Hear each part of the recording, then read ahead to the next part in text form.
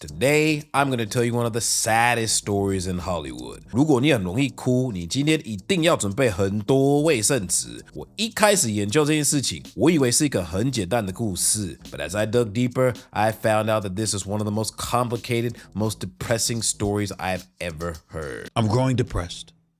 I'm growing very, very, very depressed. Today, you're gonna get to know the real Britney Spears. 她真的很可怜, even possibly more 可怜 than Michael Jackson himself. This girl is in desperate need of some hugs. Lots of hugs. So no popcorn for this episode. You're gonna need a strong glass of liquor, some 卫生纸, and possibly even some 湿纸巾. And if you have a dog or a cat, 叫他们过来, cause you're gonna need someone to hold on tight, because this is probably gonna be the loneliest episode of 好机车 you have ever seen.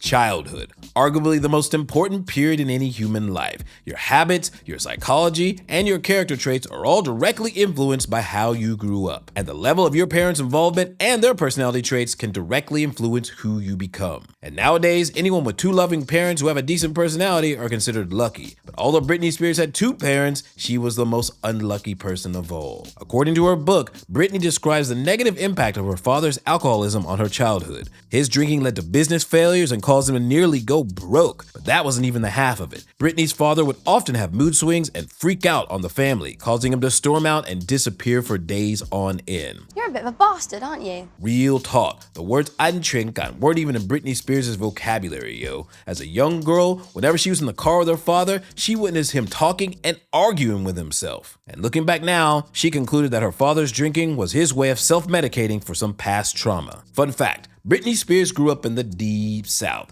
just like me. Let me tell you something about us 美国南部人. Religion and parental respect are two of the most important things in our culture. It's probably the closest thing you'll get to 教导 and 孝顺. You know the rules. Whatever comes out of your parents' mouth is the goddamn law. Raising kids in the South used to be more about respecting your parents and keeping your mouth shut. Today, the rules have reversed. It's more about respecting the kids. Disagreeing with a parent was never permitted in my house. No matter how bad it got, there was an understanding to stay mute, and if I didn't, there were consequences. So I think it's safe to say that Britney's circumstances when it comes to her childhood was really unfortunate. 真的很可怜, especially when it came to money. But when Britney Spears turned 8 years old, it was all about to change.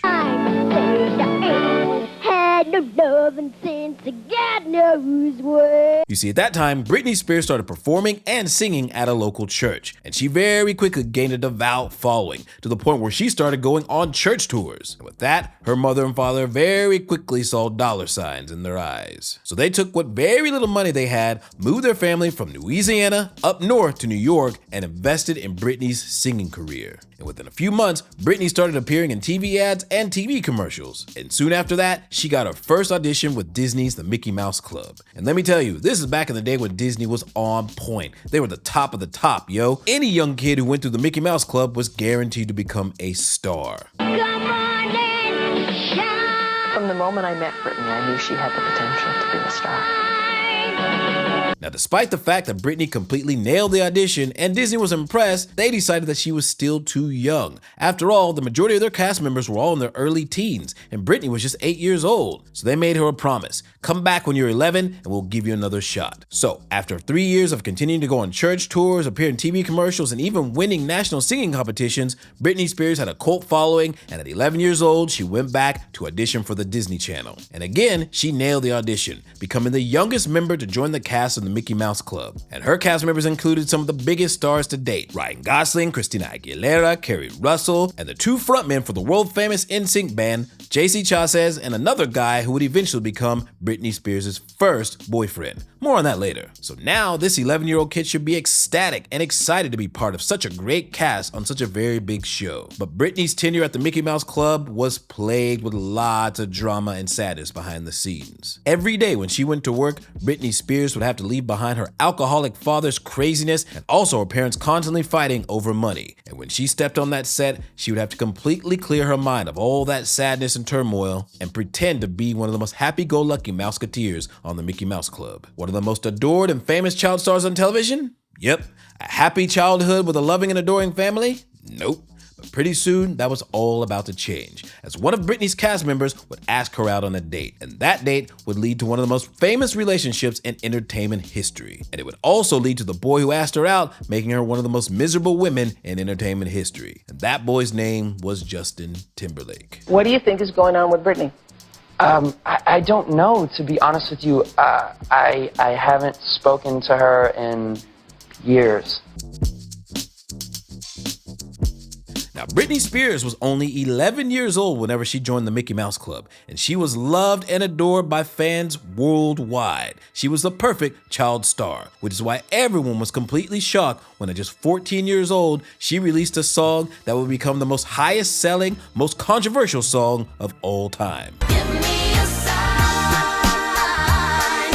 Hit me, baby, one more time. I repeat, Britney Spears was only 14 years old when she recorded the song and the music video, yo. Now, the guy who wrote this song wasn't American, so he didn't really understand the context of the word hit and the fuka. And after seeing the music video with a 14-year-old girl dancing provocatively and in these suggestive positions and singing these lyrics, the public quickly lost their shit. They claimed that the popular phrase, "hit me baby one more time," was an SM anthem for kids. But in spite of all this, Britney's first record became the highest selling album by a teenage artist of all time, till this day. And as a result, Britney became very popular and made a lot of money for her family. So in 6 years, this girl went from being a popular child church singer to the sexiest, hottest female singer in the world. All before she could drive a car, or even before she'd even graduated. And around that same time, there was another teenager who was also becoming very popular as well. One of the lead singers for the international boy band sensation NSYNC, Justin Timberlake. It's tearing up my heart when I'm with you.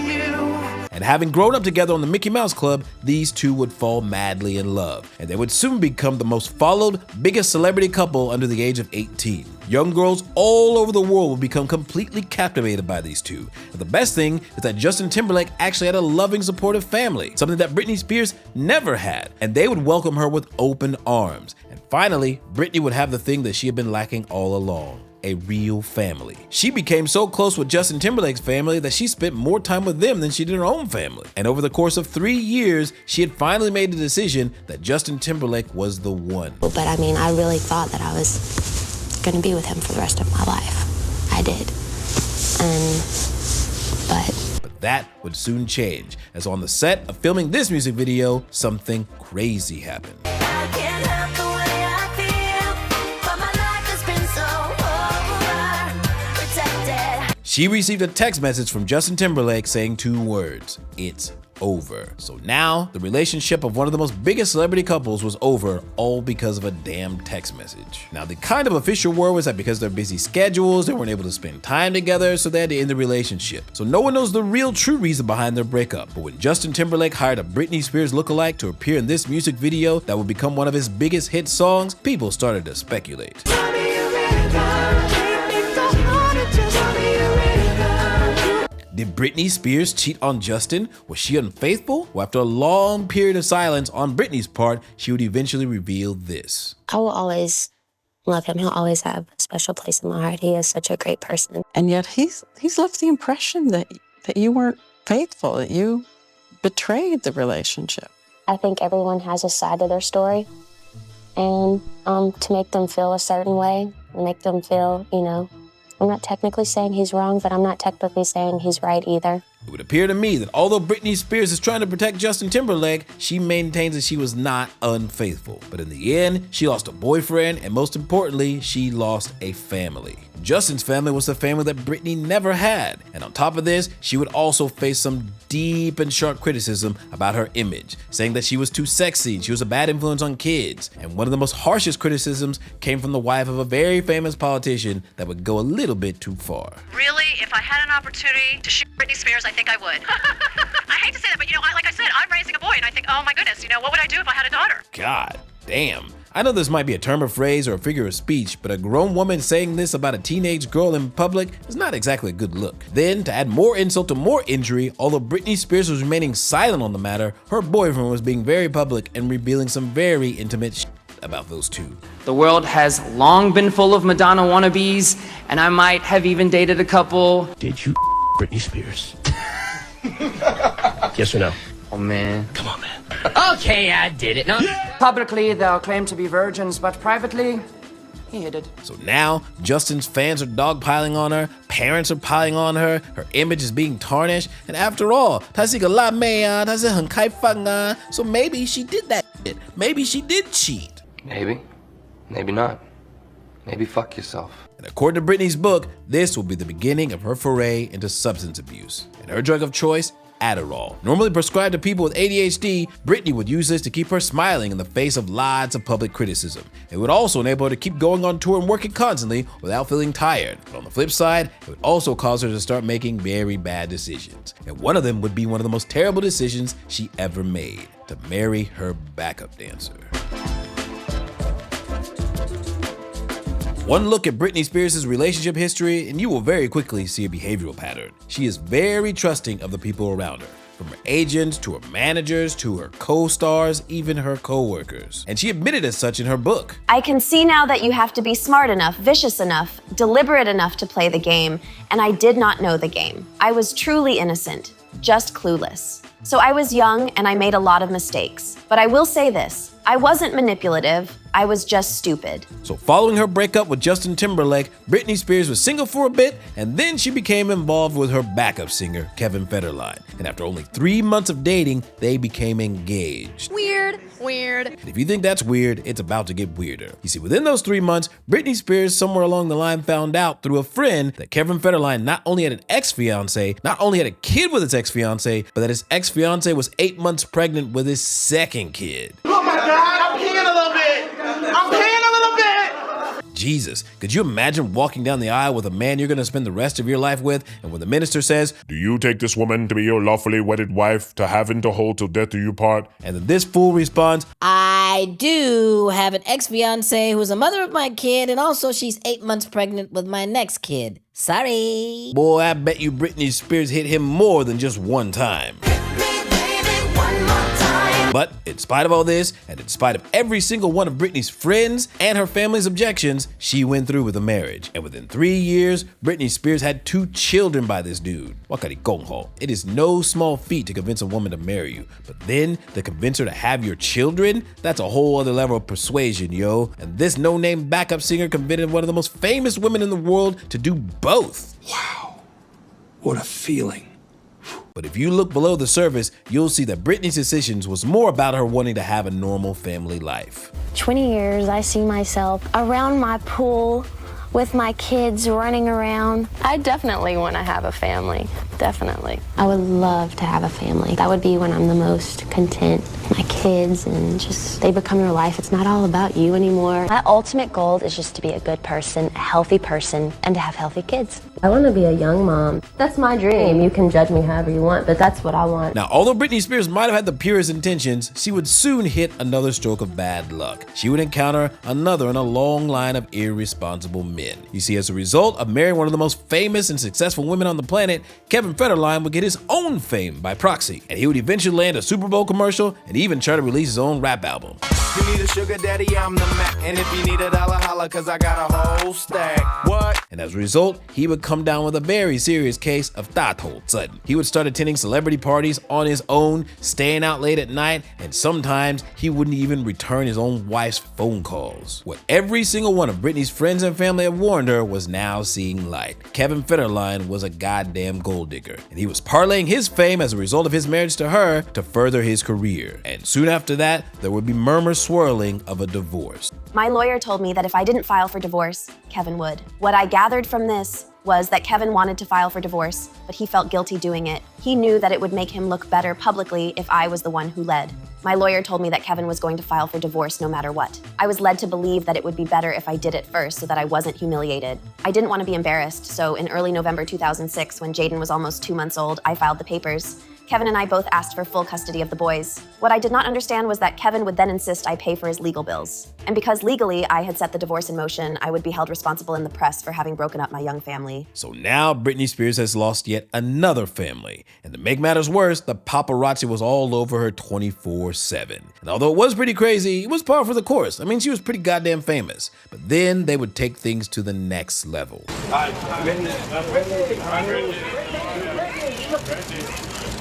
Excuse me.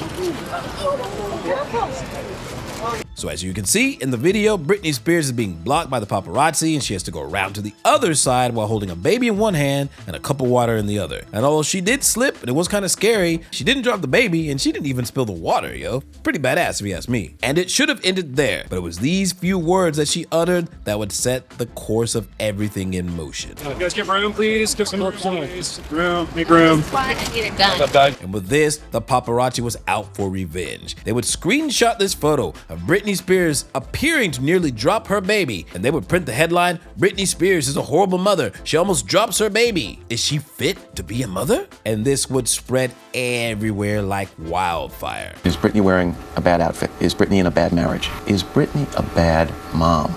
That's America for you. And to make things even worse, this was all going down while she was suffering from postpartum depression. Her kid was only 2 months old at the time. But the paparazzi didn't give a fuck. They continued to go after her relentlessly. One day, when Britney Spears was going to visit her children, per the custody agreement, she was denied access to her kids. And needless to say, she was completely devastated. So her assistant got her car and drove Britney home. And on the way, they stopped at a gas station where the paparazzi caught up with her. And this went down. Gotten shots, please, guys. Don't, guys, please, guys, don't do this. No.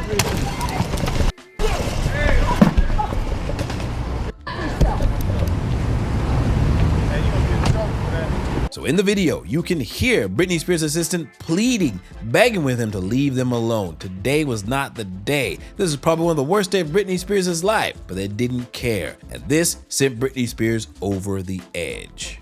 They liked that when I reacted. One guy wouldn't go away until he got what he wanted. He kept smirking, kept asking me the same terrible questions over and over, trying to get me to react again.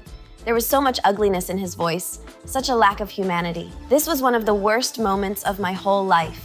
And he kept after me. Couldn't he treat me like a human being? Couldn't he back off? But he wouldn't. He just kept coming. He kept asking me over and over again how I felt not being able to see my kids. He was smiling. Finally, I snapped. I grabbed the only thing within reach, a green umbrella, and jumped out of the car. I wasn't going to hit him because even at my worst, I am not that kind of person. I hit the next closest thing, which was his car. So from her father to Justin Timberlake to the media to her ex-husband to the paparazzi, Britney Spears just could not catch a goddamn break. And the actions of all these people would indirectly lead to the ultimate tragic 13-year fate of Britney Spears. She was about to be kidnapped.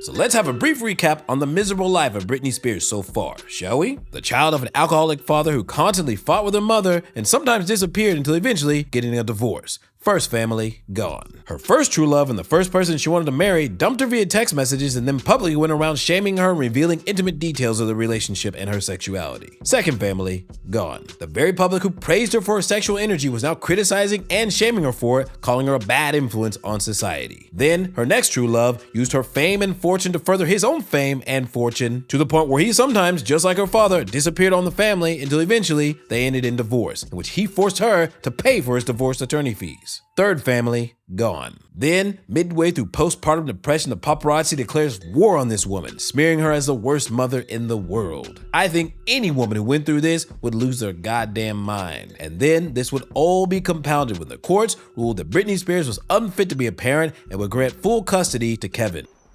Fuck. Boy, any mom who's watching this right now can fully understand how brutal this is. Then Britney Spears will make one more final bad decision. She would take her kids, lock herself in the bathroom out of fear for having her children taken away, and this would cause a storm in the press. And with this, the majority of the world had already given their verdict. Britney Spears had lost her mind. When in reality, she was just doing what almost every mother would do, trying desperately to hold on to her family. But in response, the media, along with society, would continue to dump shit on her head, to the point where Britney Spears had had enough, and she would respond in the most dramatic, shocking way she knew how. She would shave off all of her golden blonde hair. After shaving my head, everyone was scared of me, even my mom. No one would talk to me anymore because I was too ugly. My long hair was a big part of what people liked. I knew that. I knew a lot of guys thought long hair was hot. Shaving my head was a way of saying to the world, "Fuck Fuck you.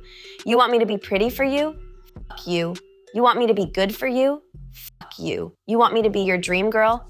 Fuck you. I'd been the good girl for years. I'd smiled politely while TV show hosts leered at my breasts, while American parents said I was destroying their children by wearing a crop top, while executives patted my hand condescendingly and second-guessed my career choices even though I'd sold millions of records, while my family acted like I was evil, and I was tired of it. Now, normally, this is the point of the story where I tell you that our protagonist has hit rock bottom. Wakarikon. Britney Spears was far from it, but in a minute, she was about to take a long fall down to the pits of hell. Because after that bathroom stunt, the courts then ruled that she be committed to a mental institution. And now, locked up against her will, one person would rear their ugly head. The last person who would want in this situation, her father. And he was about to do something beyond imaginable. So a year before Britney Spears got locked into her conservatorship, she sent a very interesting letter to her lawyer. And she was basically complaining about a woman who kept sending gifts to her house and writing letters to her as if she were her mother. And Britney Spears pretty much called her an outright stalker. And she was begging her lawyer to get rid of this woman, to either send a cease and desist or do anything to get this woman to go away. This woman went by the name Lou Taylor, who's been connected to some very powerful celebrities. We're talking Jennifer Lopez, the Kardashian family, and even Lindsay Lohan. And she is guilty of some very sus shit. Who is Lou Taylor? I will not touch that one. Sorry. She will chew me up and spit me out.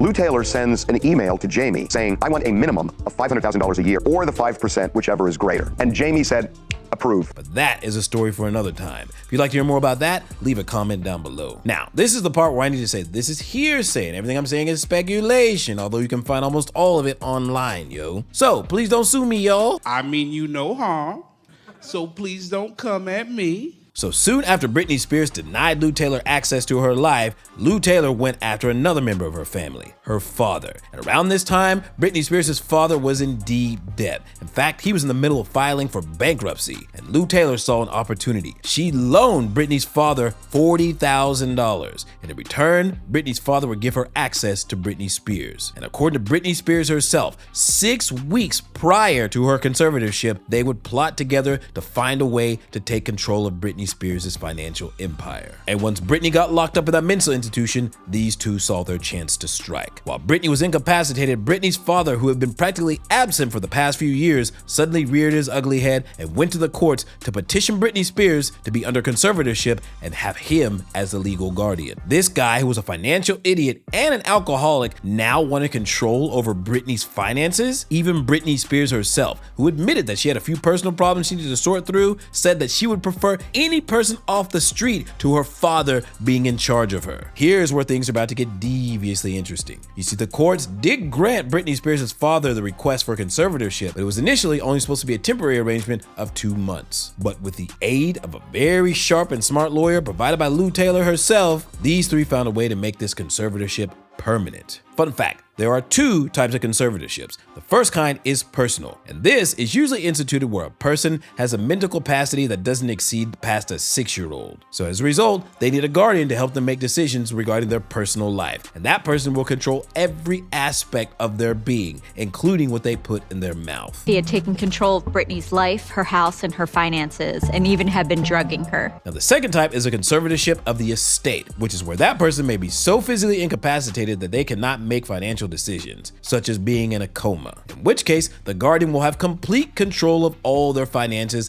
and their estate. And the court granted Britney Spears' father both conservatorships. And then there's the next fun fact. Whenever instituting a conservatorship, it's usually required that they notify that person that they're gonna be under a conservatorship within 5 days prior to doing so. But while Britney Spears was in the mental institution, with the help of Lou Taylor, that really sharp lawyer, Britney Spears' father managed to waive that right, which meant while Britney Spears was locked up in the mental institution, she didn't even know the conservatorship was going down until it was too late. And she did try to fight it. She even tried to hire her own lawyer to fight the conservatorship and beg them to appoint anyone else but her her father. Britney was able to make the judgment, hey, I get what's going on. I get that I'm not going to be able to resist this conservatorship or avoid this conservatorship. She said, I don't want my father to be the conservator. That was her one request. But the courts ruled that under the rules of the conservatorship, she was mentally incapable of performing these tasks, so she was not allowed to even take the case to court. Now here is where I gotta go to bat for Britney Spears, yo, because how can someone who's able to sing and dance and perform on stage consistently while on tour be considered mentally incapacitated to take care of themselves? That's a load of bullshit. You're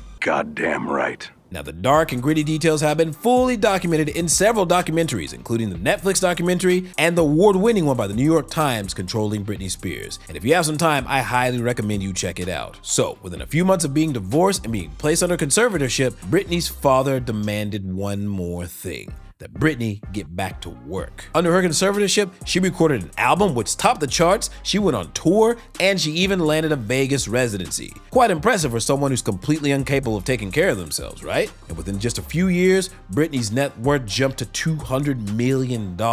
So what happened to all that money? For his services, Britney Spears' father paid himself $16,000 a month. And Britney Spears, she made half of that at $8,000 a month. And 5% of all the money that Britney Spears made on her tour got paid out to Lou Taylor's company. She was now the financial manager of Britney Spears. Conservative's business activities have greatly accelerated due to her increased well-being and her capacity to be more engaged in furthering her career activities. The next several years promise to be very lucrative for the conservatorship estate. This conservatorship should be viewed more as a hybrid business model. This is where patterns start to occur, as Lou Taylor several years later had done the exact same thing to Lindsay Lohan. Britney Spears had absolutely no control of her own life. If she wanted to go outside, she needed her father's permission. If she wanted to buy her kids a goddamn hamburger, she had to ask her father first. Homegirl didn't even get an iPad for herself until she was 38 years old. I wasn't under the restraints that I'm under right now, with all the lawyers and doctors and people analyzing me every day and all that kind of stuff. Like, if I wasn't there, I'd feel so liberated. She was a slave in her own home. And to make things worse, her dad had her phone cloned. So if at any time she tried to reach out to someone for help, her dad knew immediately. He even went so far as to having her room bugged. Give me that phone. I'll hold that damn phone for you.